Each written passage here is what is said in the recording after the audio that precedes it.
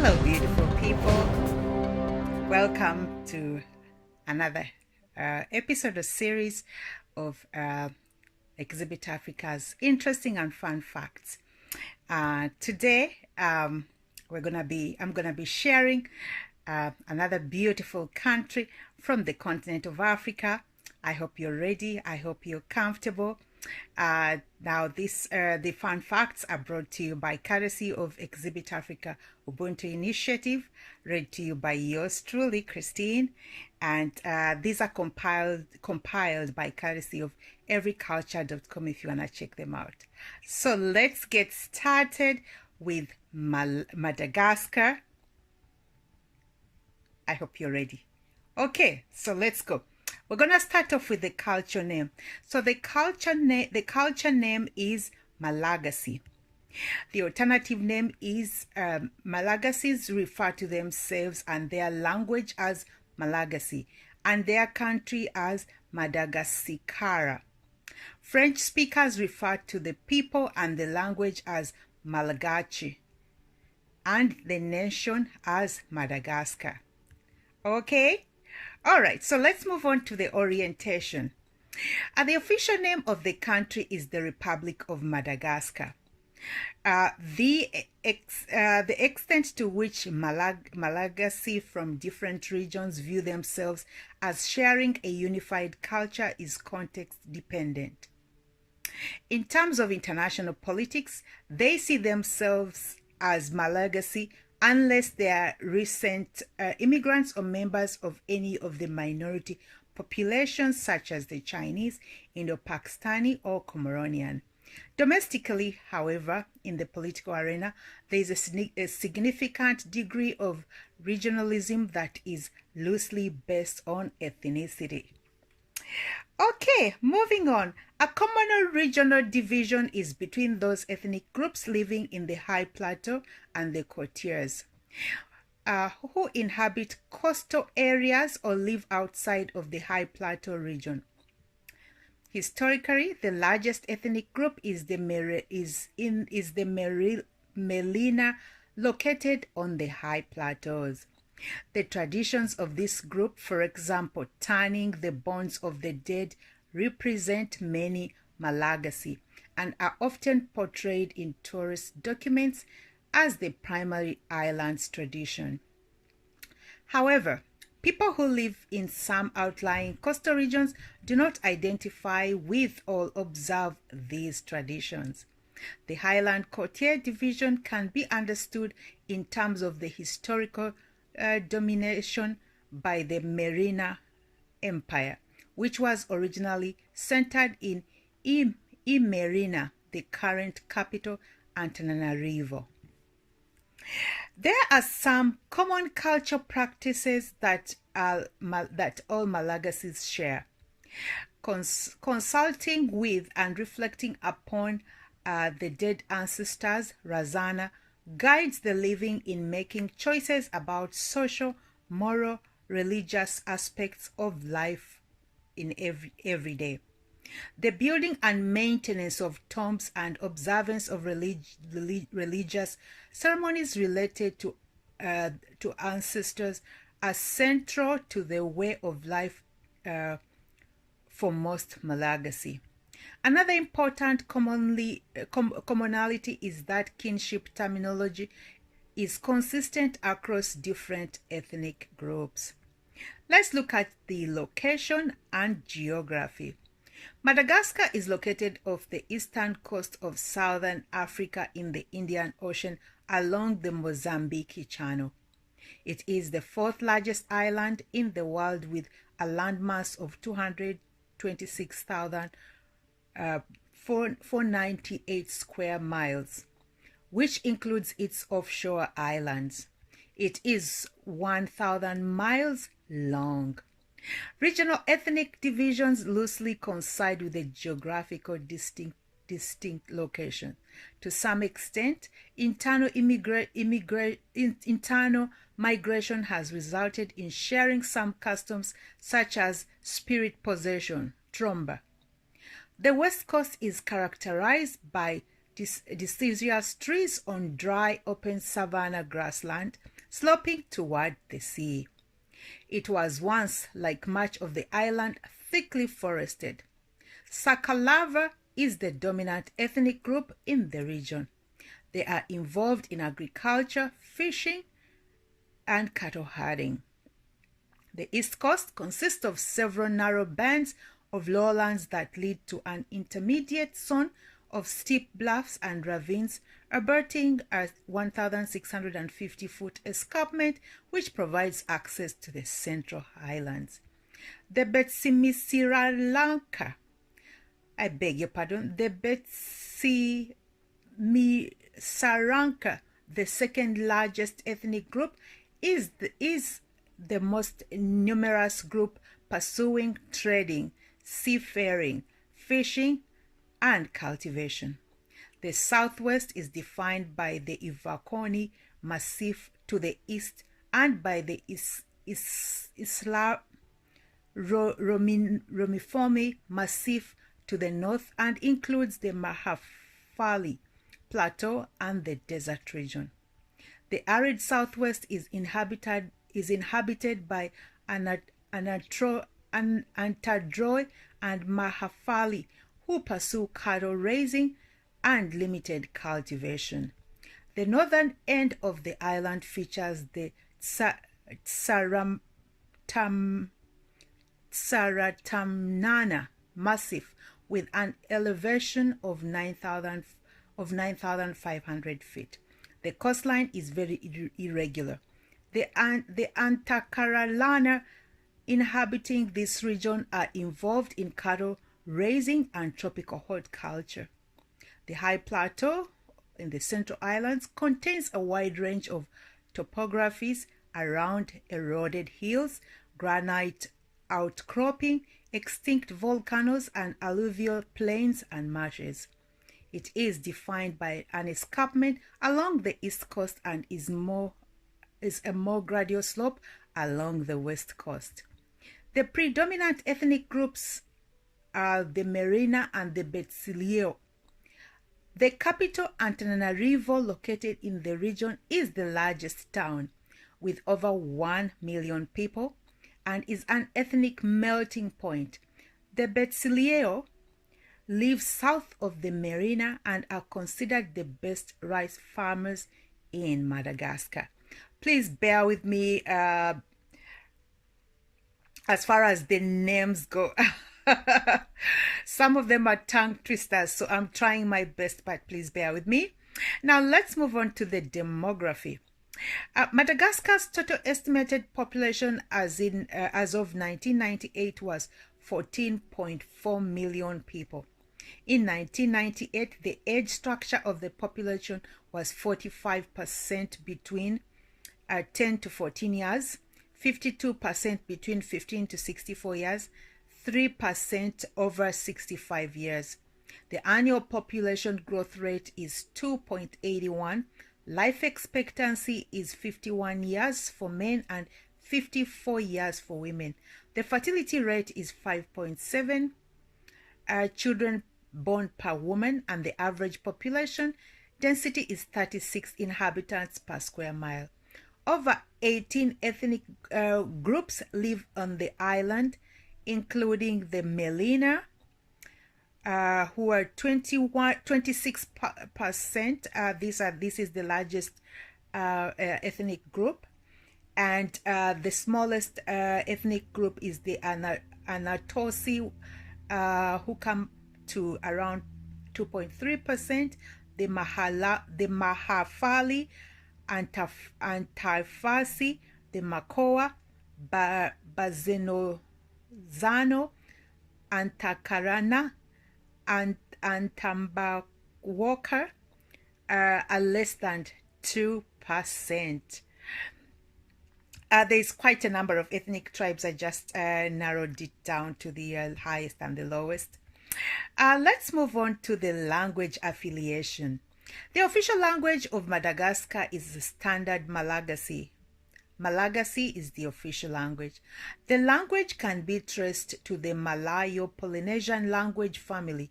Standard Malagasy taken from the Merina dialect, was the first dialect to be written in Latin characters and is considered the literally dialect.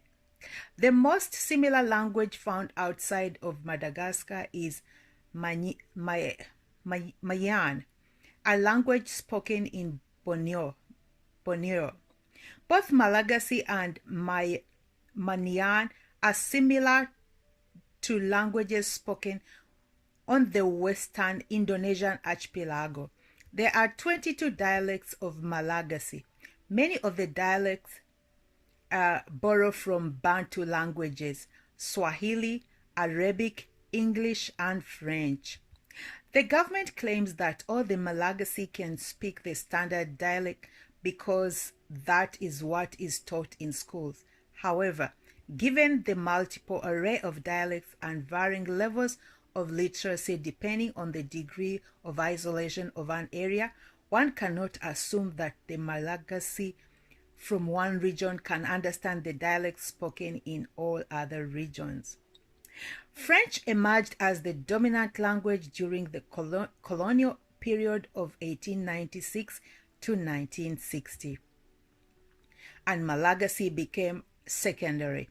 In 1972, Malagasy returned to the prominence in education, and related cultural changes led to the rejection of French influence. However, by 1982, it was evident that the Malagasization of society was failing, and the government began to use the French language again.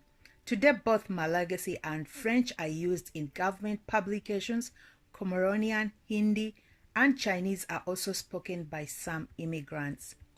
Let's look at the symbolism. The flag, divided in 3 colors, is considered a national symbol and is found in all government buildings. A white rectangle representing purity is located on the left horizontal axis. Similar red and green rectangles signifying sovereignty and spirit are placed in the horizontal axis, red over green. The motto is Fatherland, Revolution, and Freedom. The president is a symbol of national unity of Rayamandre,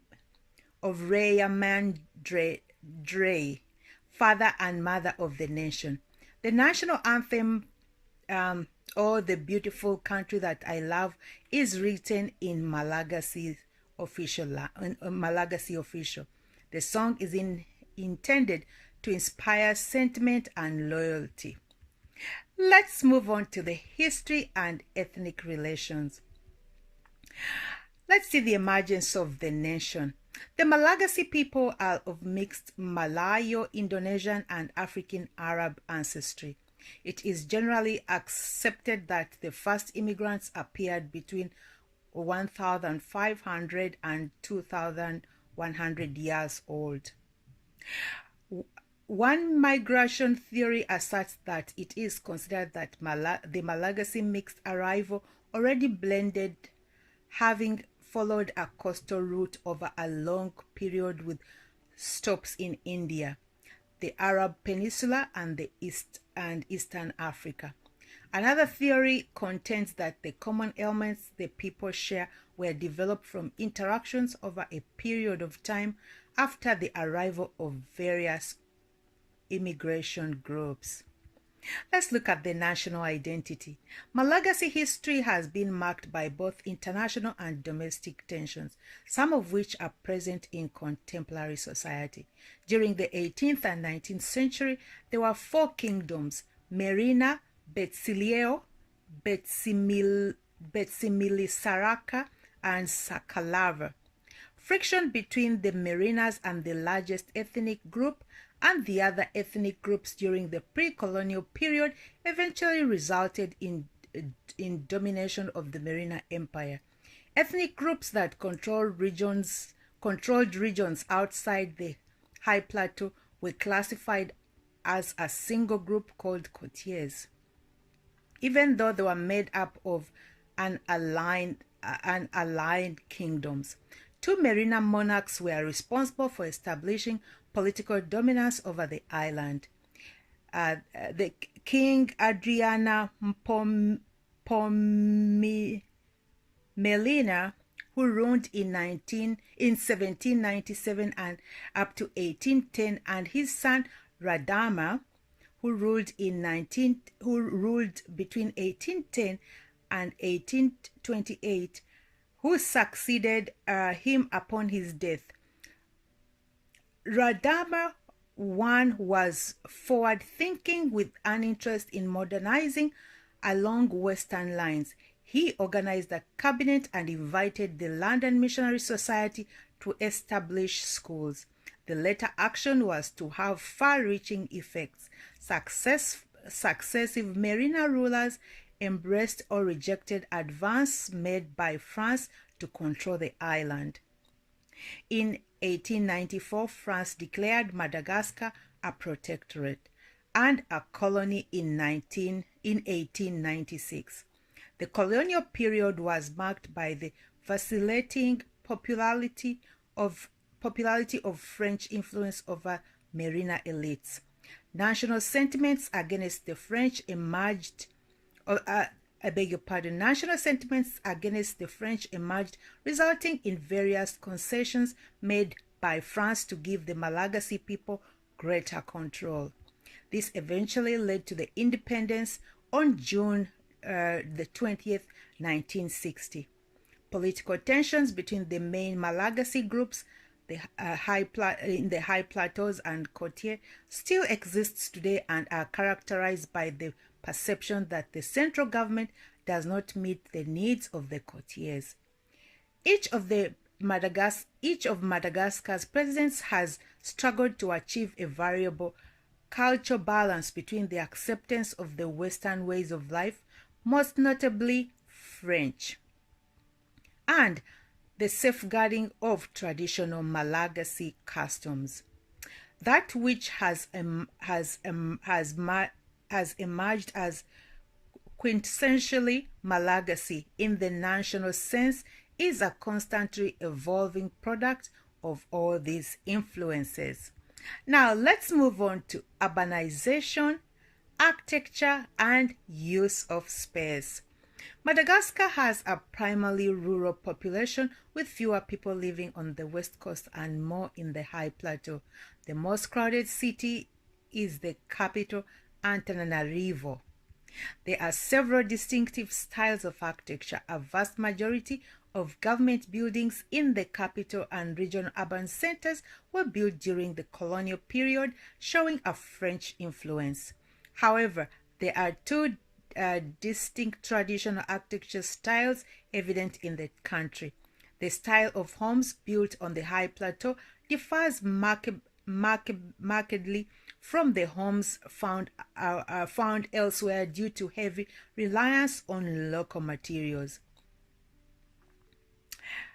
Homes on the high plateau tend to be multi-storied and are constructed of mud bricks.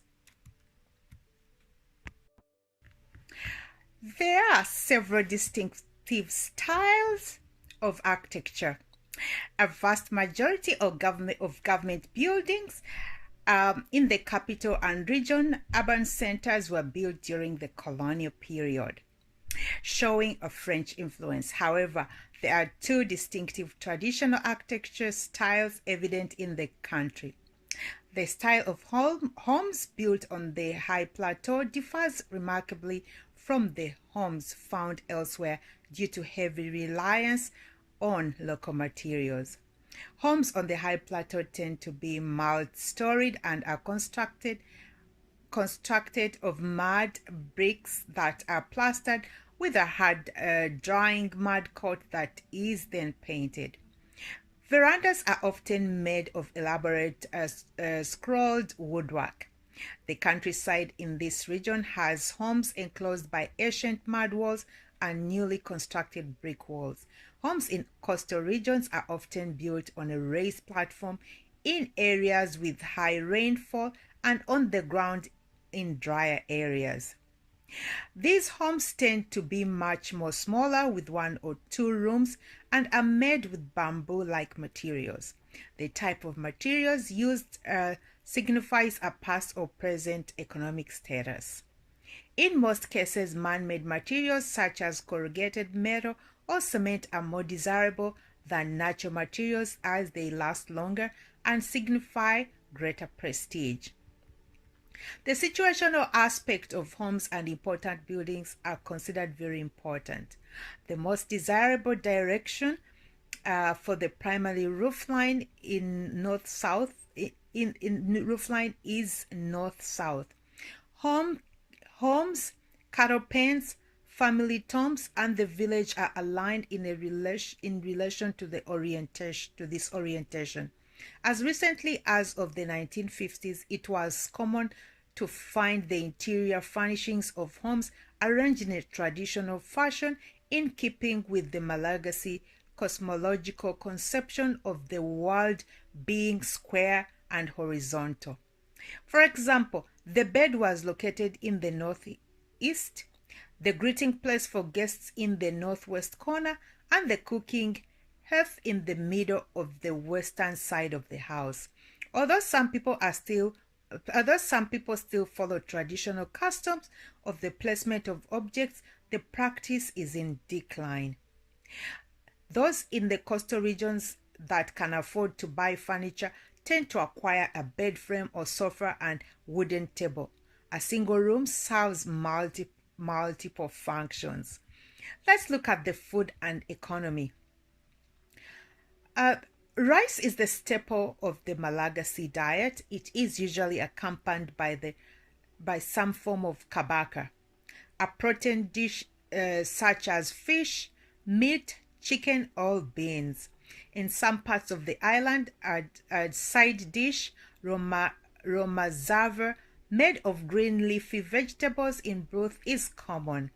Generally, side dish served to add flavor to the rice rather than provide nutrients. Most Malagasy entries are prepared in 1 to 4 ways: grilled, fried, boiled in water, or cooked with coconut juice. A spicy condiment known as lasare in Malagasy and made of chili pepper, green mangoes, or lemons can be added to enhance flavor. Food is generally prepared in the kitchen that's physically separated in the main house for fire safety. Meals are served in the house, on the veranda, or on mats placed on the ground outside the house. Lunch and dinner leftovers are warmed for breakfast the following morning. Breakfast consists of rice and tea made of local herbs or leaves and sweetened with sugar. Some alternative breakfast foods include boiled manioc, maize porridge, or fried cakes made of rice flour. Water is the usual beverage served with meals. Ramo mpango, water boiled in the rice cooking pot, is sometimes served. Food taboos fadi tend to be passed down with family groups and along ethnic lines. Some fadi apply to daily life and some are observed during special circumstances such as pregnancy and lactation. Fade idrazana, taboos related to ancestral lineage, link Malagasy to their ethnic groups. For example, it is fade for most Sakalava to eat pork or eel. For Antandrel, sea turtle and cows without horns are taboo. When a man and woman from different ethnic groups marry, it is common for a woman to observe both her and her husband's fade idrazana, as well as the fade which apply on both ethnic groups during pregnancy and lactation. Vegetables such as carrots, cauliflower, cabbage, potatoes, peppers, zucchini are available year-round. Fruits such as pineapples, coconuts, oranges, mangoes, bananas, apples, lychee are subject to seasonal availability. Although improved transportation in recent years has increased the availability of such foods to isolated regions, they are generally unaffordable on a regular basis. Therefore, although a wide variety of foods is available, a significant portion of the population remains undernourished. Traditionally, Malagasy restaurants, hoteli, offer a plate of rice with a scoop of one of several kinds of stews. The geographical location of the hoteli is often an indicator of what is offered. For example, hotelis along the coast will offer fish more frequently than those in the highlands. Restaurants in most major urban centers serve European-style Malagasy, French, Chinese, or Italian cuisine. French-style baguettes, pasta, and other non-traditional Malagasy cuisines can be found in villages near urban centers. Let's look at the food customs at ceremonial occasions. For ceremonial meals and special occasions, extra meat is added to stews, depending on a family's financial ability. Traditional ceremonies such as burials, reburials, circumcision, tomb building, first hair cutting, and the coming out of the house of a newborn often involve the sacrifice of at least one zebu, a local breed of humpback cow. Many families still serve one or several local alcohol beverages such as palm oil, grain, alcohol, rum, or beer. Family and friends assemble and families assemble and participate in some aspect of ceremonial preparations. A person of a family's adherence to ceremonial protocol pays respect to one's ancestors. The ultimate show of prestige is the ability to provide sacrificial cattle for ceremonies. The number of cattle slaughtered indicates the level of prosperity and the intent of honoring ancestors. Catholics attempt to observe traditional practices and Muslims observe Ramadan. Let's look at the basic economy. Agriculture is the basis of the economy, providing approximately 80% of exports. In 1993, which in turn constitutes 33% of the gross domestic product, GDP.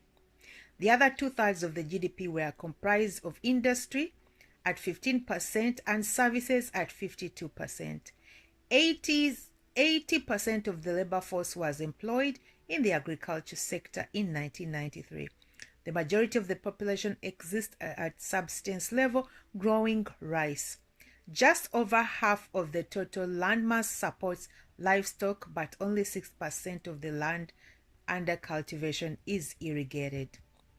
Imports from France, Japan, Hong Kong, Singapore, and the United States include intermediate manufactures, capital goods, petroleum, consumer goods, and food. Let's look at the land tenure and property. There are two kinds of land tenure regimes in Madagascar, a customary system and a state system. Customary tenure systems are generally comprised of holdings and commons. Holdings consist of rice paddies, all agricultural land, individual trees, and irrigation canals. Commons include pasture land, water resources, in some instances irrigation canals, and selected forest lands. State tenure systems are governed by written laws or regulations. Communities have clearly defined rules and procedures which resolve civil conflicts as well as disagreement over access to and control of resources.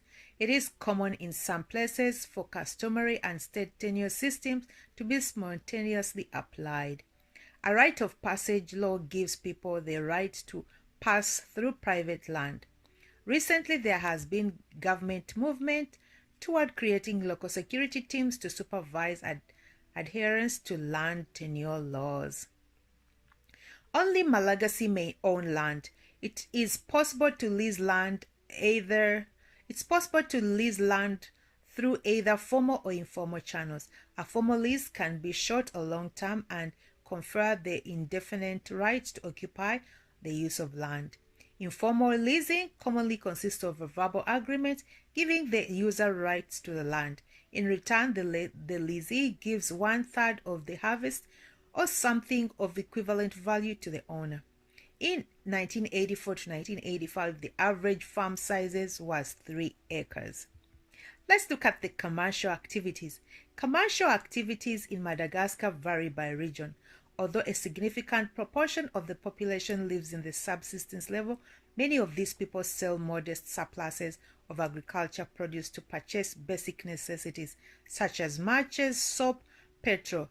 Agrarian production includes coffee, vanilla, sugarcane, cloves, cocoa, rice, cassava, beans, bananas, peanuts, and livestock.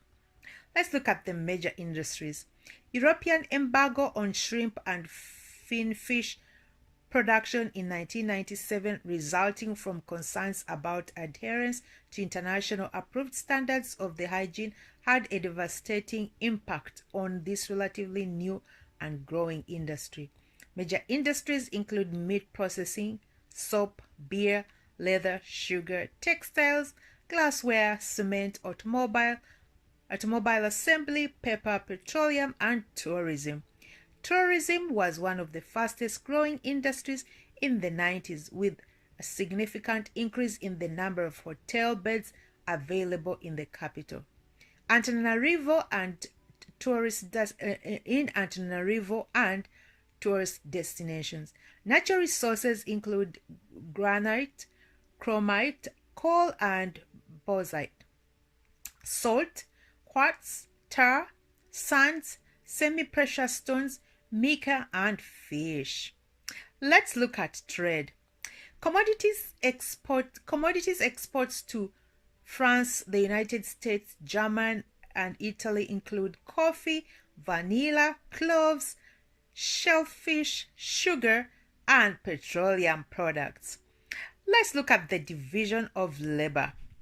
The division of labor by formal sector related to a gross domestic product is agriculture, 33%, industry, 15%, and 15% services, and 52%. The informal sector is focused primarily on agriculture. Let's move to the social stratification. Classes and their castes. Society consists of a small elite whose wealth, power, and influence is several generations old, a small bourgeoisie class, and a large lower class. The gross national product per capita was $250 in 1997. Madagascar experienced a negative growth rate in the later part of the 20th century, which resulted in its decline in the World Bank ranking based on GNP, from the 30th poorest in 1979 at $290 per capita to the 10th poorest in 1991. Changes in society since independence have resulted in the establishment of an elite class that overlaps with the pre-independence elite, based on connections to the royal lineage and French patronage. Increased importance has been placed recently on the overlaps with the Increased importance has been placed on the access of state power for self-enrichment, resulting in an increase in the number of people who have acquired wealth through association with the government. Distinctions between the old Merina elite, whose wealth was generated from private industry, and the new state-based courtier elite is becoming blurred. Malagasy identify themselves in large part of their ancestry. Numerous kingdoms populated the island prior to colonization by the French. Earlier Melina society was divided into 4 caste groups: Adrianer, the nobles; Hova, the commoners; and Maniti and Adevo, those were the slave Andevo, these were the slave groups. Sakalava kingdom included a royal caste, Mpazaka, and descendants of African slaves, Makoa. During the French colonial rule, attempts were made to undermine the royal power of the Merina and the Sakalaver. Prior to colonial influences, hereditary leaders had both social and political power, but this was softened in this post-colonial period. Although the living loyalty is recognized in some ethnic groups such as Sakalaver, their power is now limited to local social sphere, with political power managed by the state-appointed functionaries. There is a basic split within most ethnic groups between those who are descended from free men and from slaves. The closeness of specific clan groups to royalty is a highly valued form of social prestige. The different access to education found in Madagascar dates back to imperial times. Descendants of nobles and key common families who controlled their land, slaves, and trade dominated 19th century Merina society. The Merina bourgeoisie has been perpetuated in contemporary society as slaves became shareholders. Investments were made in land and small businesses, and favored access to education was transformed to preferred placement in high government positions in colonial and post-colonial governments. This bourgeoisie class now includes the families of highly placed political or non-merino ethnic groups involved in post-colonial politics. A key focus of the 1972 uprising was reform of the education system. Discontent focused on a structure of privilege. Some attacked the principle of privilege while others objected to being excluded from it. Wow. Let's move on to the symbols of social stratification.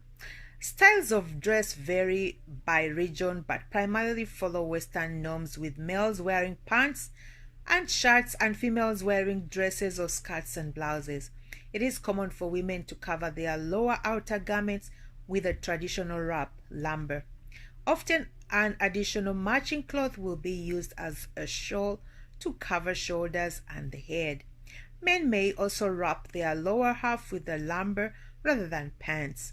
A distinguishing feature of people of the High Plateau is a white wrap worn for special occasions that both men and women drape over outer garments on their shoulders. Straw hats vary in style, indicating either where the hat was made or where the wearer is from. Let's look at the political life. Government. Since independence from France in 1960, Madagascar has been a democratic republic. Since independence, while the country has struggled with economic and political insecurity, Madagascar has moved from post-colonial democracy to a transitional military government, to a socialist regime, to a parliamentary democracy. The current constitutional framework was approved on the 19th of August 1992. Currently, the president was elected by universal suffrage to a 5-year term with a 2-term limit. The bicameral parliament is comprised of a Senate and a National Assembly. The Prime Minister is nominated by the Parliament and approved by the President. The system is one of proportional representation, which has resulted in many independent parties. In 1993 elections, and more than 120 political parties supported 4,000 candidates for 188 seats. Wow. An unwritten law regarding government relates back to the Cotier High Plateau split. It is understood that when a president is elected from one group, then the prime minister will be appointed from the opposing group. The country is divided into 6 provinces. which serve as administrative subdivisions. The provinces are further divided into counties, which in turn are divided into villages. The village is the smallest administrative unit, which with a state appointed president. Usually already a state function such as a school teacher or a nurse. The village president serves with locally appointed village elders on a local security committee. This system of governance is called Fokonolana and handles all matters of civil concerns, allowing for a limited degree of self-rule. Tension continues between those wanting to maintain a centralized government and those wishing to give greater power to provincial administrators in an effort to decentralize. Contemporary political connections can be tracked back to pre-colonial monarchs by the Merina and the Sakalava kings and queens. The only kings and queens who ruled over all of Madagascar as compared to regional kingdoms were Merina. This old power was confronted with the new post-colonial authority of Madagascar's 3 presidents since independence, all of whom are courtiers born of one of the minority ethnic groups along the coast. This resulted from a political maneuver originally influenced by the French and the Merina politicians who believed that a Merina president would never serve long in office given the historical ethnic tensions between the Merina and most of the other ethnic groups, which when combined outnumbered the Merina population. Let's look at the leadership and political offices. There are 2 established parties that have adequate infrastructure and financial support to gain island-wide influence. The Vanguard and the Malagasy Revolution was initially represented as a coalition of pro-government parties. The Committee of Living Forces is an opposition group composed of approximately 16 parties. Let's look at the social problems and the control.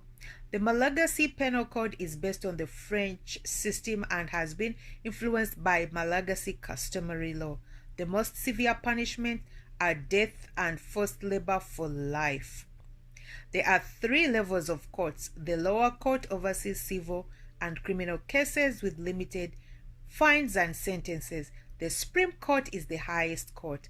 The Court of Appeals is responsible for criminal cases with sentences of 5 or greater years.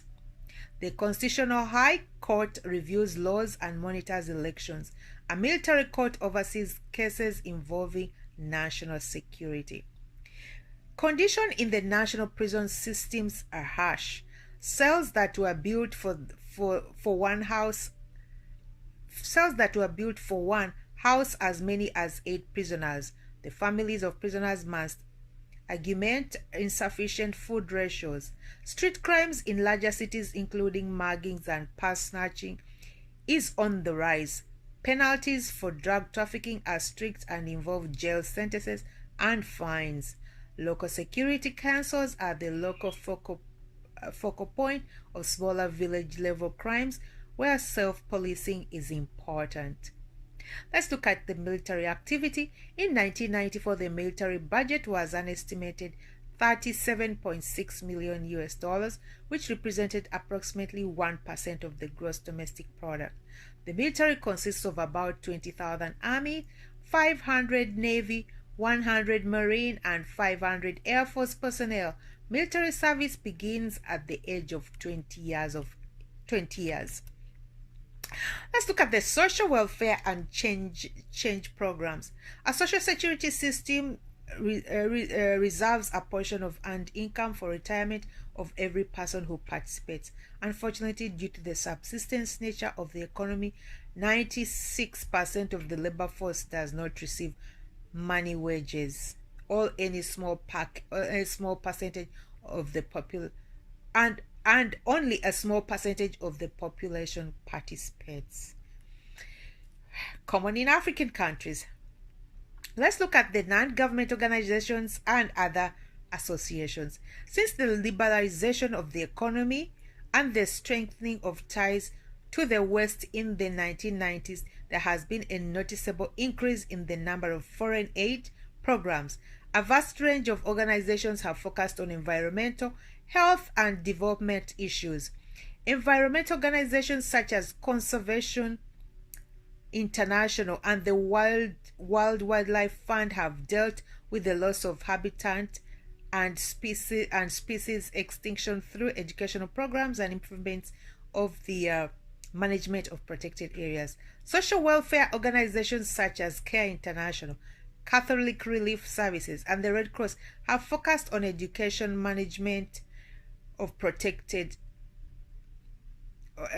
I beg your pardon, have focused on education efforts to improve, for example, the utilization of oral hydration salts and family planning, and provide feeding programs to the nutritionally vulnerable.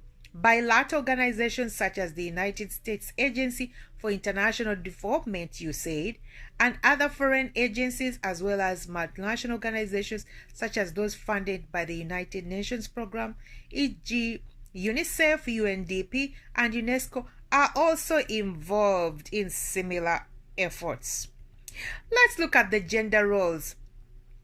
The relative status of women and men. Recent laws have begun to emphasize the importance of equal treatment of women and men in certain spheres. Women are to receive the same wages as their male counterparts for the same work. In the political arena, an increasing number of women from the high plateau are entering politics. Although new laws improve the rights of women, men are still given greater consideration in social and religious roles. Men are generally the primary money earners, although women frequently engage in petty commerce to supplement their household budget. They rely upon their husband's earning. Even though men and women are capable of participating in all forms of activities, men focus their efforts on economic and women on household and familial activities. Let's look at marriage, family, and kinship. Traditional civil and church-sanctioned marriages are recognized with one or more types applying to any given case. Regardless of the form of marriage, most unions today are formed by joint consent, with the institution of arranged marriage decreasing in frequency. When a family does arrange a marriage, it's generally with the purpose of securing or strengthening familial and social relationships. Marriage patterns vary according to the socioeconomic status and have political implications in that they are intended to serve or increase wealth, power, and prestige. However, the majority of the marriages are traditional in nature, as marriages are traditional in nature, as are most divorces. Long after a union may have dissolved, the children of that union give continued meaning to family obligations. Special customs may vary by ethnic group. The Betsilio, for example, will arrange marriage only after scrutinizing at least 3 generations of the family of the potential spouse. If satisfied with the findings, the family will then consult an astrologer to set a date. In the Bara, where it is common for cousins to marry, a grandmother can arrange a marriage by decree between the children of her children. Once she has died, this marriage must be performed to avoid angering ancestors. For Bara, a marriage is established after the sacrifice of one cow. Among some Sakalaver in the northwest, there is no ceremony to mark the marriage aside from moving in together. In pre-colonial times, polygamy was viewed as a sign of success. The institution of men maintaining more than one wife and household varies across the island and is generally referred to as second office or second, third, or fourth wife. It is estimated in some areas that there are more than 50% of adult men simultaneously maintain two or more wives and households at some point in their lives. Divorce is a common occurrence. By the age of 40, most Malagasy have been involved in several successful marital unions. Reasons for the dissolution of marriages are fairly specific, including infidelity of either spouse, although this does not always lead to divorce. Neglect of duties such as husband who might not provide adequate food, or neglect of duties as a wife if she does not care adequately for those in her charge or does not spend household money wisely. All property acquired during marriage is considered the property of both and is divided equally in the union if the union terminates. Let's look at the domestic unit. Nuclear households usually are comprised of a male and female household head and the children from their union, as well as children fostered by either the man or woman. It is common to find single female-headed households, but single male-headed households are extremely uncommon. Extended family households usually are comprised of an elder male or a female household head, their unmarried children, and any number of grandchildren who are fostered to grandparents. When marrying, a woman tends to leave her natal home to live with her husband and his family. Some extended families may live in fenced compounds or clustered housing arrangements that house multiple family units. The division of labor within a household is determined by age and to some extent by gender. Children begin playing at doing household tasks such as carrying water and collecting firewood at an early age, and generally begin making modest contributions to household work by the time they reach age 5. Both men and women learn to do household tasks. However, women tend to dominate the domestic sphere, caring for families, meals, laundry, and shopping, while men dominate the professional sphere, often farming or fishing away from home. Let's look at inheritance. Customary inheritance practices pass land and household to male children, and the contents of the household, such as furnishings and jewelry, belong to the female children. Although current law states that the male and female children have equal rights to all the family resources, the cost of taking this to court is too prohibitive for most. Customary land tenure practices traditionally resulted in land being passed from father to son. Daughters and other relatives inherited land only in the absence of sons. Although current law states that male and female children have equal rights of inheritance, it is common for land to be given to male children. Let's look at socialization. Although children rearing practices may vary somewhat by region, there are common themes between the most ethnic groups. Newborn children are kept inside the house for a period of approximately 7 days after birth, at which time a small ceremony is performed to celebrate the coming out of the child. It's also common for mothers to provide food such as tea or supplement their breast milk. To facilitate easy feedings, an infant sleeps with or near his mother and the father until they are commonly weaned. At this point, the child begins to sleep with siblings. Children are carried on the back on the back of their caregiver, attached by a traditional cloth called lumber. Children rearing and education. Primary caregivers for small children are the mother and the father. However, many children will be fostered by the family members such as grandparents and uncle and uncle from a few months to years, all for the child's whole life. Older children in a household are generally assigned the task of looking after young children when an adult is not available. Children are taught from an early age that they are not allowed to do. They are told stories of disobedient children who are cursed by their parents. This preserves ancestral understanding in future generations. Ceremonies specific to childhood that are focused on life events include the first hair cutting and circumcision.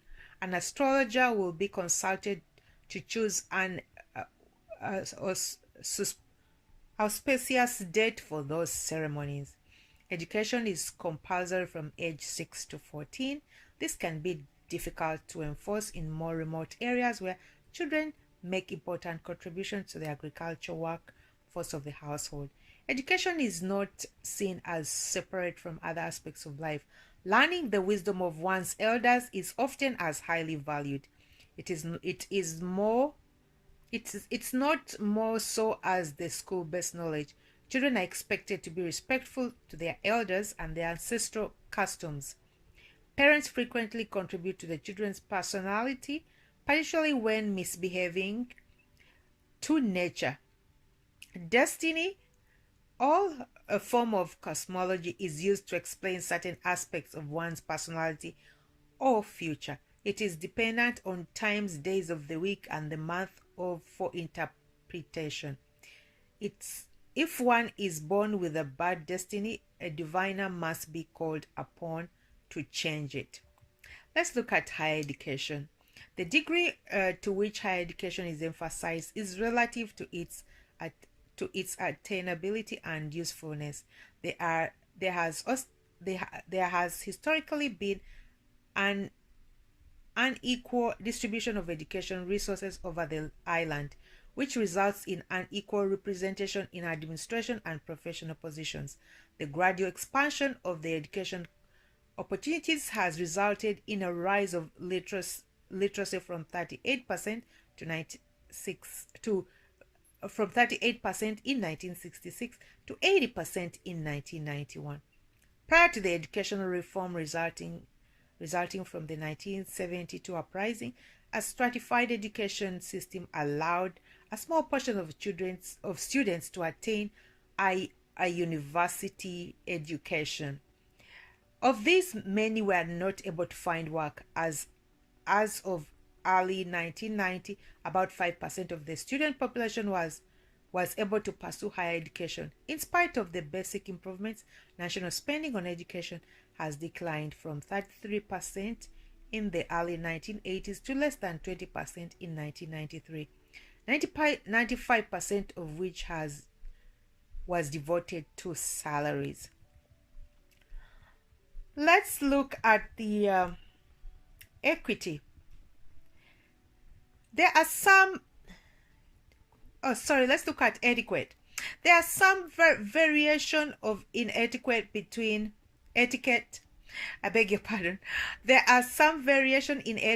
between ethnic groups that are idealized behaviors shared by many ethnic groups.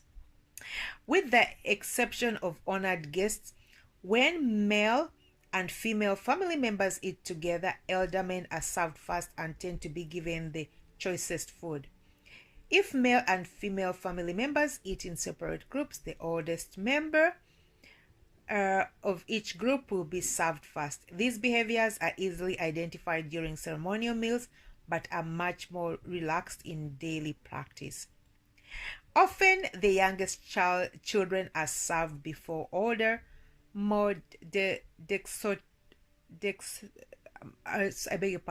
Often, the youngest children are served before older children, so that they will have adequate food. Traditional social norms for the interaction, such as eating from a common pot that were prevalent as early as 1960, are beginning to give way to the more westernized behavior. Let's look at the religious beliefs. An estimated 52% of the people hold indigenous beliefs. 41% are Christian, evenly divided between Roman Catholic and Protestant, and 7% are Muslim. However, many people hold a combination of indigenous and Christian or Muslim beliefs. The traditional accepted supreme god is Zanahare, God on high, while Adriamanitra, the king of heaven, is the Christian god. At the most fundamental level of traditional beliefs and social values is the relationship between the living and the dead. Let's look at the religious practices. A variety of traditional practices provide the functions of diviner, traditional healer, and or astrologer. Clergy from either the Catholic or Protestant Church are consulted alongside traditional practitioners. Illnesses, misfortune, and financial hardships and relationship problems are frequently connected to the discontent of ancestral spirits, making healers of all traditional practitioners. Let's look at the rituals and holy places. Barrier tombs are prominent feature of the landscape. The materials used vary depending on the region, but the time and money used to construct and maintain them is significant and in many cases more costly than one's household. The degree of elaboration of tombs reflects the level of privilege of the dead. People often live and work People often live and work quite a distance from their ancestral tombs, with the latter maintaining strong sentimental attachment and a desire to be buried in their natal tombs. Among the Merina and the Betsleo of the High Plateau, the ceremony of Famadihana is an opportunity to reaffirm one's link with their ancestors. Often the deceased are buried temporarily near where they lived. Later, sometimes after many years of planning, the bones are removed from the tomb, wrapped in a new shroud, and transferred to the ancestral tomb. At this point, the family decides whether to place the bones in the tomb of the mother or the father, depending on group allegiance regarding the descent. Ancestral tombs are considered sacred places, particularly royal tombs. In the northwest or elsewhere in the country, sacred places are abundant. Most villages have a sacred tree and all other sacred places nearby. Death and afterlife. Ancestral spirits are regarded as intermediaries between the living and either of the two supreme gods. The dead are viewed as having the power to affect the lives of the living. They are considered the most important members of the family, influencing lives on a day-to-day basis. Razana, or the ancestors, are the pulse of the life force and the creators of customs. Fomber. Let's look at the medicine and health. There is one major government hospital and at least one private hospital in each of the provinces cities. There are health clinics staffed by nurse midwives in rural areas.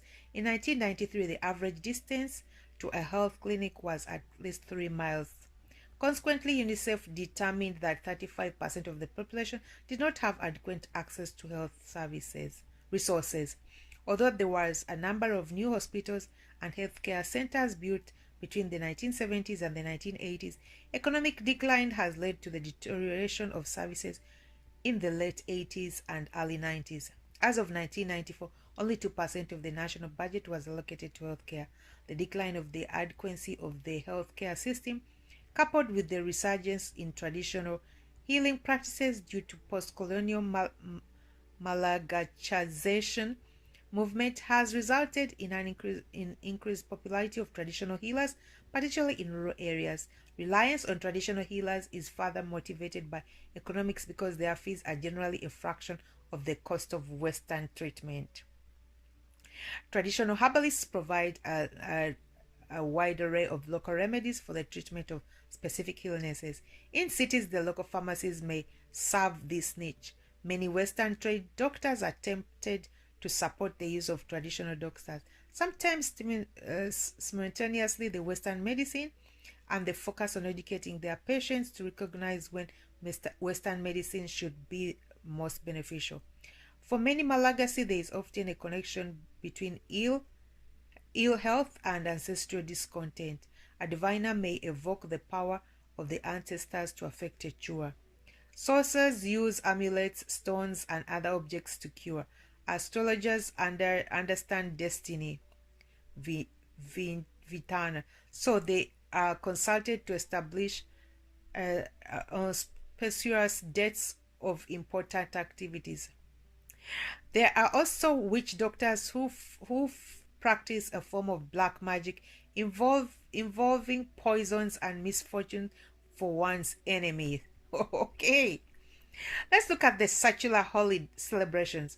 The 1st of January is New Year's Day. Memorial Day is on the 29th of March for those who died in the French Malagasy War in 1949. International Women's Day, when women are honored for their contributions, is March the 30th. The third Tuesday in May is Labor Day, an important holiday for workers. The unity of the Organization of United African Countries is celebrated on the 25th of May. I guess this is OAU, but it's African Union as we speak now. Madagascar's independence from France in 1960 is celebrated on the 26th of June. The celebration of the dead is held on November the 1st and is a day devoted to ancestors and their burial grounds that can involve the building of elaborate tombs. The anniversary of the Second Republic, which began in 1975, is celebrated on December the 30th. Let's look at the arts and humanities. Support of the arts is understandably limited due to the poor economic conditions of the country. The Center of Culture in Antananarivo hosts local and international performances and exhibits in the fine arts. Although there is little public funding for the arts, there is many excellent individual artists. There is a growing market both internationally and nationally for artisans' good. Handcrafted objects are made in wood, leather, horn, metal, stone, mineral, clay, cloth, and feathers. Kabari is an elaborate and poetic form of discourse in which the speaker makes a critical point in an indirect fashion. Lastly, we're going to look at the state of physics and social sciences. The unique flora and fauna, coupled with the rapid rate of environmental degradation resulting in the loss of habitat, has made Madagascar a popular focus for international physical and social sciences from the United States, France, and other European countries. The University of Madagascar has 6 main independent branches in Antananarivo and Siranana, Fianarantsoa, Tiomasina, Toliara, and